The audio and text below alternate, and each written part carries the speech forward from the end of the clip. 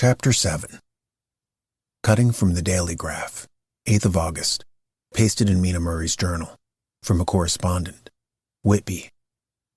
One of the greatest and suddenest storms on record has just been experienced here, with the results both strange and unique. The weather has been somewhat sultry, but not to any degree uncommon in the month of August. Saturday evening was as fine as was ever known, and the great body of holidaymakers laid out yesterday for visits to Mulgrave Woods, Robin Hood's Bay, Rig Mill, Runswick, Staithes, and the various trips in the neighborhood of Whitby. The steamers Emma and Scarborough made trips up and down the coast, and there was an unusual amount of tripping both to and from Whitby. The day was unusually fine till the afternoon, when some of the gossips who frequent the East Cliff churchyard and from that commanding eminence watched the wide sweep of the sea visible to the north and east, called attention to a sudden show of mares' tails high in the sky to the northwest. The wind was then blowing from the southwest in the mild degree, which in barometrical language is ranked number 2, light breeze. The Coast Guard on duty at once made a report, and one old fisherman who for more than half a century has kept watch on weather signs from the East Cliff foretold in an emphatic manner the coming of a sudden storm. The approach of sunset was so very beautiful, so grand in its masses of splendidly colored clouds, that there was quite an assemblage on the walk along the cliff in the old churchyard to enjoy the beauty. Before the sun dipped below the black mass of Kettleness, standing boldly athwart the western sky, its downward way was marked with myriad clouds of every sunset color, flame, purple, pink, green, violet, and all the tints of gold, with here and there masses not large but of seemingly absolute blackness in all sorts of shapes, as well outlined as colossal silhouettes.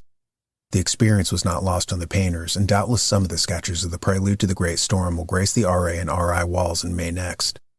More than one captain made up his mind then and there that his cobble or his mule, as they termed the different classes of boats, would remain in the harbor till the storm had passed. The wind fell away entirely during the evening, and at midnight there was a dead calm, a sultry heat, and that prevailing intensity which on the approach of thunder affects persons of a sensitive nature. There were but few lights in sight at sea, for even the coasting steamers, which usually hug the shore so closely, kept well to seaward, and but few fishing boats were in sight. The only sail noticeable was a foreign schooner with all sails set, which was seemingly going westwards. The foolhardiness or ignorance of her officers was a prolific theme for comment whilst she remained in sight, and efforts were made to signal her to reduce sail in face of her danger. Before the night shut down, she was seen with sails idly flapping as she gently rolled on the undulating swell of the sea, as idle as a painted ship upon a painted ocean. Shortly before 10 o'clock, the stillness of the air grew quite oppressive, and the silence was so marked that the bleating of a sheep inland or the barking of a dog in the town was distinctly heard. And the band on the pier, with its lively French air, was like a discord in the great harmony of nature's silence. A little after midnight came a strange sound from over the sea, and high overhead the air began to carry a strange, faint, hollow booming. Then, without warning, the tempest broke, with a rapidity which at the time seemed incredible and even afterwards as impossible to realize. The whole aspect of nature at once became convulsed.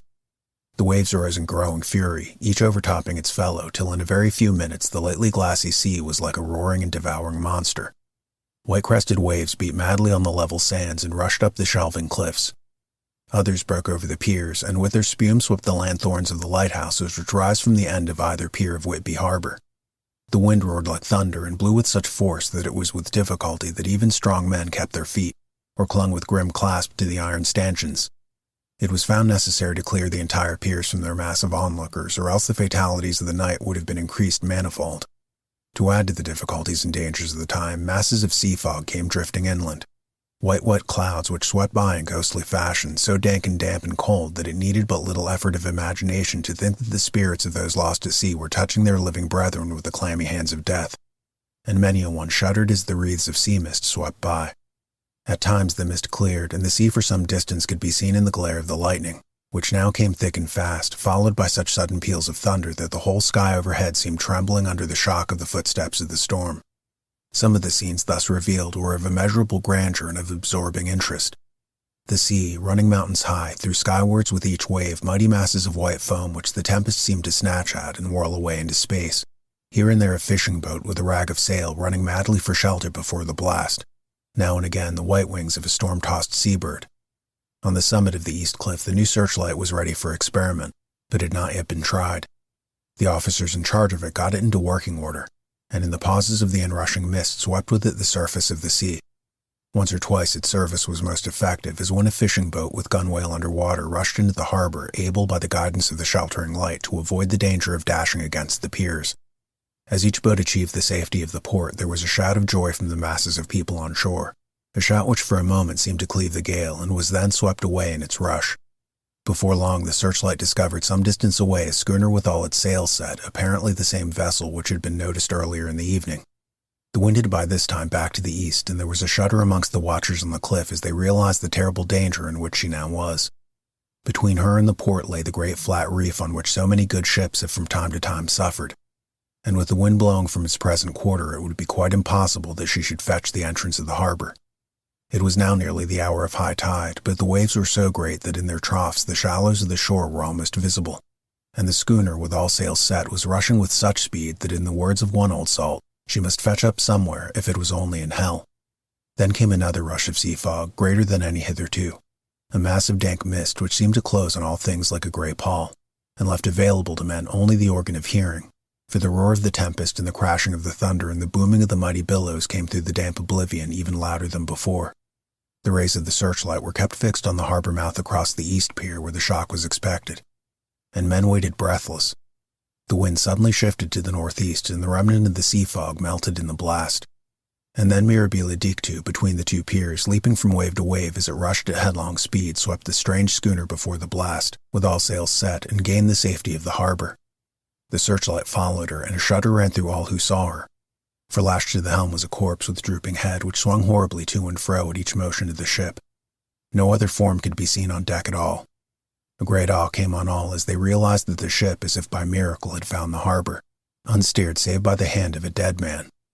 However, all took place more quickly than it takes to write these words. The schooner paused not, but rushing across the harbor, pitched herself on that accumulation of sand and gravel washed by many tides and many storms into the southeast corner of the pier, jutting under the east cliff, known locally as Tate Hill Pier. There was of course a considerable concussion as the vessel drove up on the sand heap.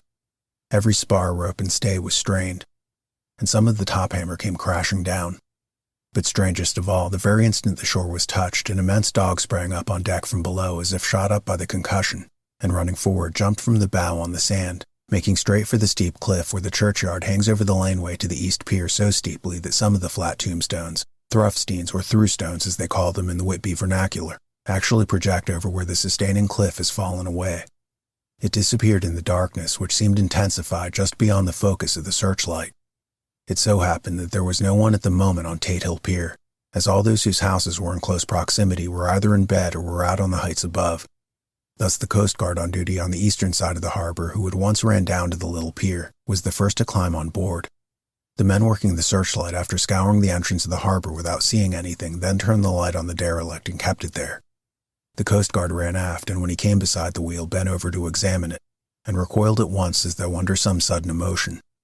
This seemed to pique general curiosity, and quite a number of people began to run. It was a good way round from the west cliff by the drawbridge to Tate Hill Pier, but your correspondent is a fairly good runner and came well ahead of the crowd. When I arrived, however, I found already assembled on the pier a crowd whom the Coast Guard and police refused to allow to come on board. By the courtesy of the chief boatman, I was, as your correspondent, permitted to climb on deck, and was one of a small group who saw the dead seaman whilst actually lashed to the wheel. It was no wonder that the Coast Guard was surprised or even awed, for not often can such a sight have been seen. The man was simply fastened by his hands, tied one over the other to a spoke of the wheel. Between the inner hand and the wood was a crucifix, the set of beads on which it was fastened being around both wrists and wheel, and all kept fast by the binding cords. The poor fellow may have been seated at one time, but the flapping and buffeting of the sails had worked through the rudder of the wheel and dragged him to and fro, so that the cords with which he was tied had cut the flesh to the bone. Accurate note was made of the state of things, and a doctor, Surgeon J.M. Caffin of 33 East Elliott Place, who came immediately after me, declared after making examination that the man must have been dead for quite 2 days. In his pocket was a bottle, carefully corked, empty save for a little roll of paper, which proved to be the addendum to the log. The Coast Guard said that the man must have tied up his own hands, fastening the knots with his teeth. The fact that a Coast Guard was the first on board may save some complications later on in the Admiralty Court, for Coast Guards cannot claim the salvage which is the right of the first civilian entering on a derelict. Already, however, the legal tongues are wagging, and one young law student is loudly asserting that the rights of the owner are already completely sacrificed, his property being held in contravention of the statutes of Mortmain, since the tiller, as emblemship if not proof of delegated possession, is held in a dead hand.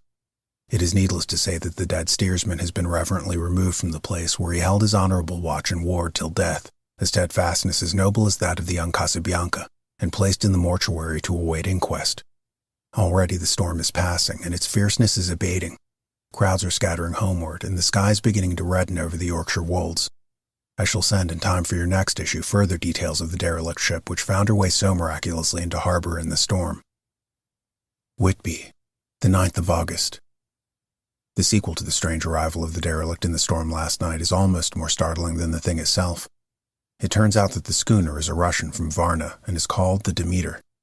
She is almost entirely in ballast of silver sand, with only a small amount of cargo, a number of great wooden boxes filled with mold. This cargo was consigned to a Whitby solicitor, Mr. S.F. Billington of 7 the Crescent, who this morning went aboard and formally took possession of the goods consigned to him.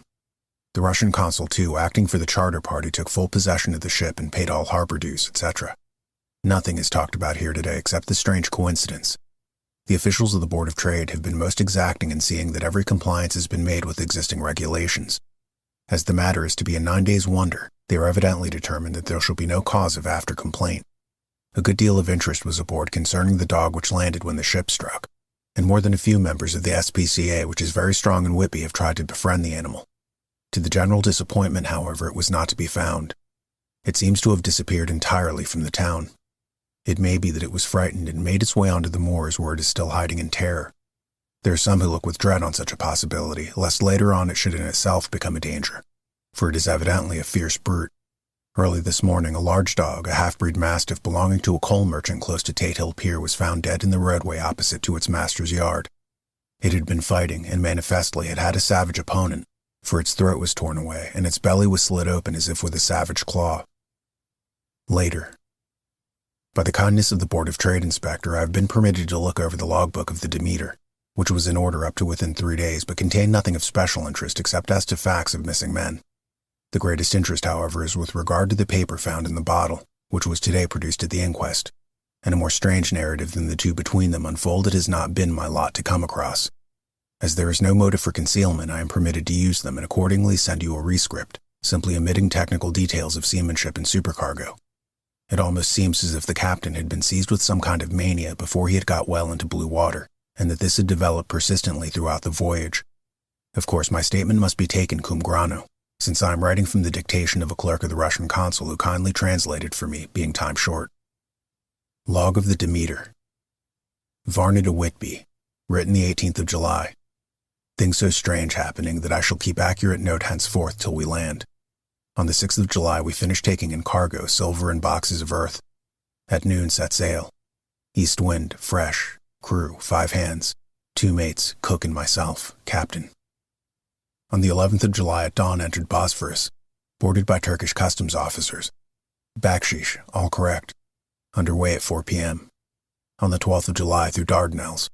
More customs officers and flagboat of guarding squadron. Bakshish again. Work of officers thorough but quick. Want us off soon. At dark passed into archipelago. On the 13th of July passed Cape Matapan. Crew dissatisfied about something. Seemed scared but would not speak out. On the 14th of July was somewhat anxious about crew. Men all steady fellows who sailed with me before. Mate could not make out what was wrong. They only told him there was something and crossed themselves. Mate lost temper with one of them that day and struck him. Expected fierce quarrel, but all was quiet. On the 16th of July, mate reported in the morning that one of crew, Petrovsky, was missing. Could not account for it. Took labored watch 8 bells last night. Was relieved by Abramov, but did not go to bunk. Men more downcast than ever. All said they expected something of the kind, but would not say more than there was something aboard. Mate getting very impatient with them. Feared some trouble ahead. On the 17th of July, yesterday, one of the men, Olgarin, came to my cabin and in an awestruck way confided to me that he thought there was a strange man aboard the ship. He said that in his watch he had been sheltering behind the deckhouse as there was a rainstorm, when he saw a tall thin man who was not like any of the crew come up the companionway and go along the deck forward and disappear. He followed cautiously, but when he got to bows found no one, and the hatchways were all closed. He was in a panic of superstitious fear, and I am afraid the panic may spread. To allay it, I shall today search entire ship carefully from stem to stern. Later in the day, I got together the whole crew and told them, as they evidently thought that there was someone in the ship, we would search from stem to stern. First mate angry, said it was folly, and to yield to such foolish ideas would demoralize the men. Said he would engage to keep them out of trouble with a handspike. I let him take the helm while the rest began thorough search, all keeping abreast with lanterns. We left no corner unsearched. As there were only the big wooden boxes, there were no odd corners where a man could hide. Men much relieved when search over and went back to work cheerfully. First mate scowled but said nothing. The 22nd of July. Rough weather last 3 days and all hands busy with sails. No time to be frightened. Men seemed to have forgotten their dread. Mate cheerful again and all on good terms. Praised men for work in bad weather. Passed Gibraltar and out through straits. All well. The 24th of July. There seemed some doom over the ship. Already a hand short and entering the Bay of Biscay with wild weather ahead. And yet last night another man lost, disappeared. Like the first, he came off his watch and was not seen again. Men all in a panic of fear. Sent around Robin asking to have a double watch, as they fear to be alone. Mate angry. Fear there will be some trouble, as either he or the men will do some violence. 28th of July. 4 days in hell, knocking about in a sort of maelstrom, and the wind a tempest. No sleep for anyone. Men all worn out. Hardly know how to set a watch, since no one fit to go on. Second mate volunteered to steer and watch and let men snatch a few hours' sleep. Wind abating, sea still terrific, but feel them less as ship is steadier. 29th of July. Another tragedy. Had single watch tonight, his crew too tired to double. When morning watch came on deck, could find no one except steersman. Raised outcry, and all came on deck. Thorough search, but no one found. Are now without second mate and crew in a panic. Mate and I agreed to go armed henceforth and wait for any sign of cause. The 30th of July. Last night, rejoiced we were nearing England. Weather fine, all sails set. Retired worn out. Slept soundly. Awaked by mate telling me that both man of watch and steersman missing. Only self and mate and 2 hands left to work ship. The 1st of August. 2 days of fog and not a sail sighted. Had hoped when in the English Channel to be able to signal for help or get in somewhere. Not having power to work sails, have to run before wind. Dare not lower, as could not raise them again. We seem to be drifting to some terrible doom. Mate now more demoralized than either of men. His stronger nature seems to have worked inward against himself. Men are beyond fear, working stolidly and patiently, with minds made up to worst. They are Russian, he Romanian. 2nd of August, midnight. Woke up from a few minutes' sleep by hearing a cry, seemingly outside my port. Could see nothing in fog. Rushed on deck and ran against mate. Tells me he heard cry and ran, but no sign of man on watch. One more gone. Lord help us. Mate says we must pass Straits of Dover, as in a moment of fog lifting he saw North Foreland, just as he heard the man cry out.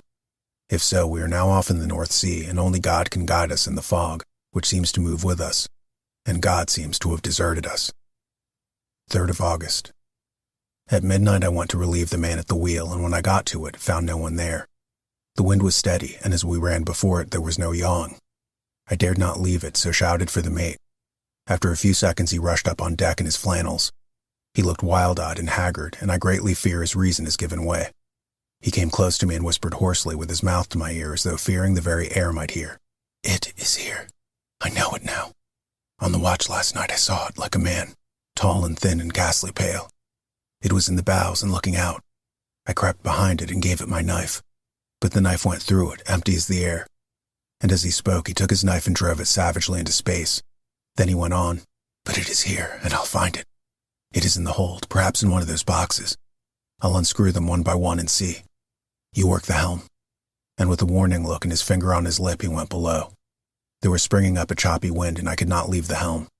I saw him come out on deck again with a tool chest and a lantern, and go down the forward hatchway. He is mad, stark raving mad, and it's no use my trying to stop him.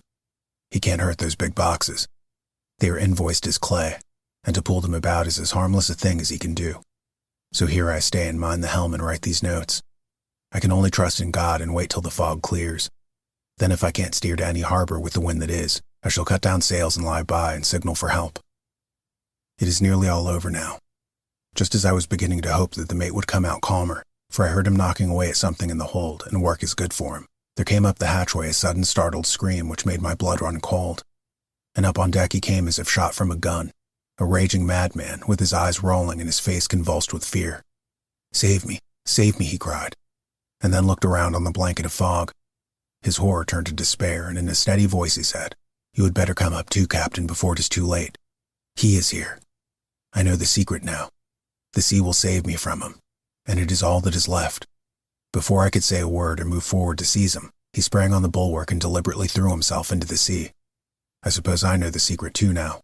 It was this madman who had got rid of the men one by one, and now he has followed them himself. God help me. How am I to account for all these horrors when I get to port? When I get to port? Will that ever be? The 4th of August. Still fog, which sunrise cannot pierce. I know there is a sunrise because I am a sailor. Why else I know not. I dared not go below. I dared not leave the helm. So here all night I stayed, and in the dimness of the night I saw him. God forgive me, but the mate was right to jump overboard. It was better to die like a man. To die like a sailor in blue water no man can object. But I am a captain, and I must not leave my ship. But I shall baffle this fiend or monster. For I shall tie my hands to the wheel when my strength begins to fail, and along with them I shall tie that which it, dare not touch. And then, come good wind or foul, I shall save my soul and my honor as a captain. I am growing weaker, and the night is coming on. If he can look me in the face again, I may not have time to act. If we are wrecked, mayhap this bottle may be found, and those who find it may understand. If not, well, then all men shall know that I have been true to my trust. God and the Blessed Virgin and the saints help a poor ignorant soul trying to do his duty. Of course, the verdict was an open one. There is no evidence to adduce, and whether or not the man himself committed the murders, there is now none to say. The folk here hold almost universally that the captain is simply a hero, and he is to be given a public funeral. Already it is arranged that the body is to be taken with a train of boats up the Esk for a piece, and then brought back to Tatehill Pier and up the Abbey steps, for he is to be buried in the churchyard on the cliff. The owners of more than 100 boats have already given in their names as wishing to follow him to the grave. No trace has ever been found of the great dog, at which there is much mourning, for with public opinion in its present state, he would, I believe, be adopted by the town. Tomorrow we will see the funeral, and so will end this one more mystery of the sea. Mina Murray's Journal, 8th of August. Lucy was very restless last night, and I too could not sleep. The storm was fearful, and as it boomed loudly among the chimney pots, it made me shudder. When a sharp puff came in, it seemed like a distant gun. Strangely enough, Lucy did not wake, but she got up twice and dressed herself. Fortunately, each time I awoke in time and managed to undress her without waking her, and got her back to bed. It is a very strange thing, this sleepwalking, for as soon as her will is thwarted in any physical way, her intention, if there be any, disappears, and she yields herself almost exactly to the routine of her life. Early in the morning we got up and went down to the harbor to see if anything had happened in the night. There were very few people about, and though the sun was bright and the air clean and fresh, the big grim-looking waves that seemed dark themselves because the foam that topped them was like snow, forced themselves in through the narrow mouth of the harbor, like a bullying man through a crowd. Somehow I felt glad that Jonathan was not on the sea last night, but on land. But oh, is he on land or sea? Where is he, and how? I'm getting fearfully anxious about him. If only I knew what to do, and could do anything. The 10th of August. The funeral of the poor sea captain today was most touching. Every boat in the harbor seemed to be there, and the coffin was carried by captains all the way from Tatehill Pier up to the churchyard. Lucy came with us, and we went early to our old seat, whilst the cortege of boats went up the river to the viaduct and came down again. We had a lovely view and saw the procession nearly all the way. The poor fellow was laid to rest quite near our seat so that we stood on it when the time came and saw everything. Poor Lucy seemed much upset. She was restless and uneasy all the time, and I cannot but think that her dreaming at night is telling on her. She is quite odd in one thing.